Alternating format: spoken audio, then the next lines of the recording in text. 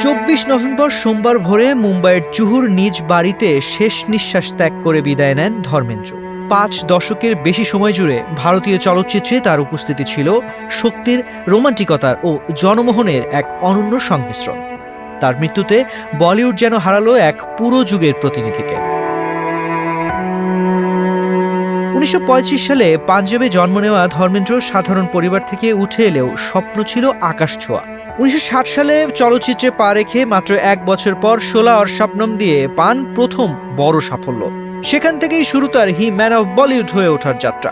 শক্তিমান চরিত্র, বীরত্বময় পর্দা উপস্থিতি এবং ধারাবাহিক হিট তাকে দ্রুতই নিয়ে যায় সুপারস্টারদের সারিতে। পদ্মা সেতু, মেট্রো রেল এবং এলিভেটেড এক্সপ্রেসওয়ে নির্মাণের গর্বিত অংশীদার বসুন্ধরা সিমেন্ট। শুধু রোমান্টিক বা action hero non, I Milan কি বেলাতে ধূসর চরিত্রে অভিনয় করে তিনি প্রমাণ করেন নিজের বহুমাত্রিকতা। আর যখন রাজেশ খান্নার মতো তারকার উত্থানে অনেকেই পিছিয়ে পড়ছিলেন, ধর্মেন্দ্র তখন আয়া শাওন ঝুমকে, ইয়াকিন ও প্যার হি প্যারের মতো ছবিতে নিজের অবস্থান আরও শক্ত করেন। 70-এর দশকে শুরু হয় ধর্মেন্দ্র হেমা মালিনীর জুটির সোনালী সময়। তুম হাসিন মে জওয়ান থেকে শোলে অসংখ্য হিট ছবিতে তাদের রসায়ন দর্শকের মনে পাকাপাকিভাবে জায়গা করে নেয়। শোলেতে ঠাকুরের চরিত্র ছেড়ে বীরু চরিত্রে অভিনয়ের সিদ্ধান্ত হয়তো ছিল তার ক্যারিয়ারের অন্যতম বুদ্ধিদীপ্ত পদক্ষেপ। পর্দার বাইরে তিনি ছিলেন এক পরিবারের মানুষ। সানি ও বাবি দেওয়ালের সঙ্গে আপনে ও ইয়ামলা পাগলা দিওয়ানাতে অভিনয় করে প্রমাণ করেন নিজের প্রজন্ম অতিক্রমী জনপ্রিয়তা।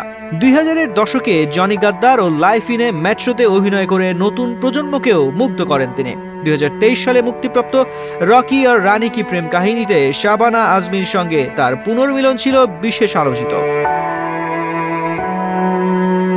ধর্মেন্দ্রর শেষ ছবি 21 মুক্তি পেতে যাচ্ছে এই বড়দিনে, যেখানে তিনি যুদ্ধনায়ক অরুণ খেতারপালের দাদার ভূমিকায় অভিনয় করেছেন। চলে যাওয়ার দিনেই তার প্রথম লুক প্রকাশ পায়। জীবনের শেষ সময়ে ধর্মেন্দ্র ছিলেন আর্থিকভাবেও স্থিতিশীল। ভারতীয় সংবাদ মাধ্যমের তথ্যমতে তার মোট সম্পদের পরিমাণ প্রায় 300 থেকে 350 কোটি রুপি। 64 বছরের ক্যারিয়ারের 300টিরও বেশি ছবিতে অভিনয় করে যে উত্তরাধিকার তিনি রেখে গেলেন, তা বলিউডে বহু প্রজন্ম ধরে আলো ছড়াতে থাকবে। বিনোদন ডেস্ক, বাংলাদেশ প্রতিদিন।